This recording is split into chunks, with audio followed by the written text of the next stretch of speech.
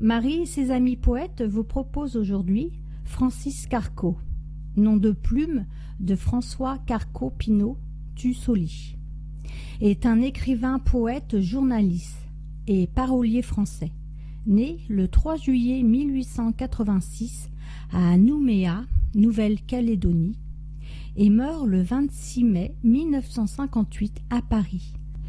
Carco passe ses 5 premières années en Nouvelle-Calédonie, où son père travaille comme inspecteur des domaines de l'État. Chaque jour, il voit passer sous les fenêtres de la maison familiale de la rue de la République les bagnards enchaînés en partance pour l'île de Nou. Il restera marqué toute sa vie par ces images qui lui donneront le goût du malheur.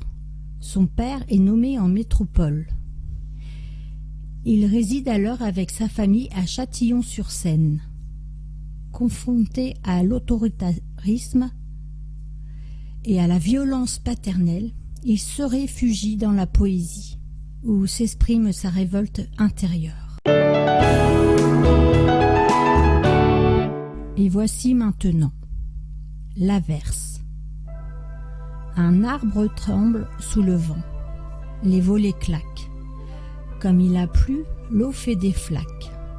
Des feuilles volent sous le vent qui les disperse, et brusquement il pleut à verse. Le jour décroît. Sur l'horizon qui diminue, je vois la silhouette nue d'un clocher mince avec sa croix. Dans le silence, j'entends la cloche d'un couvent. Elle s'élève, elle s'élance, et puis retombe avec le vent. Un arbre que le vent traverse, geint doucement, comme une floue et molle averse, qui s'enfle et tombe à tout moment. Mon coup de cœur aujourd'hui est Valérie Yardin, née le 28 mars 1966 à Laval, vivant à Lyon.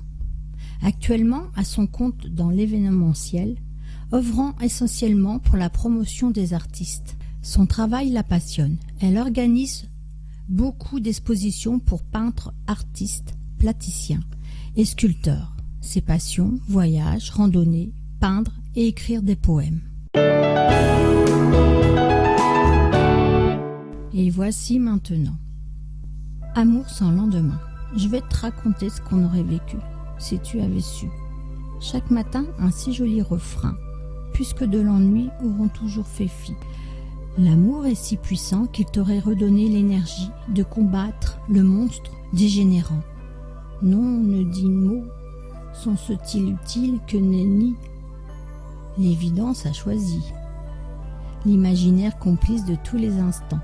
Chaque matin, je te conterai un refrain qui racontera un bout de notre fictif chemin, exaltant et serein.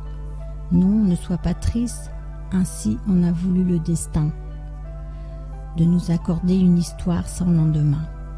Aller au-delà pour être presque heureux, à un bonheur inespéré. J'ai confiance en ta puissante force de vie, soif de vie, qui fera de chaque moment le plus précieux des instants. Nous voyagerons en poésie. Chaque matin, blotti contre mon sein, tu caresseras doucement mon corps de ta main. Tu apprécierais chaque moment de liesse. Les petits riens, la tendresse, auront une place de choix. Tous ces matins et ces soirs-là, puisque c'est ce qu'il sera permis de vivre, c'est bien au son de notre imagination que nous vibrerons, un des plus beaux vibratos, sensuellement maestro. L'éternité se souviendra de ceux que rien ne sépare, de cette intimité handicapée mais souveraine.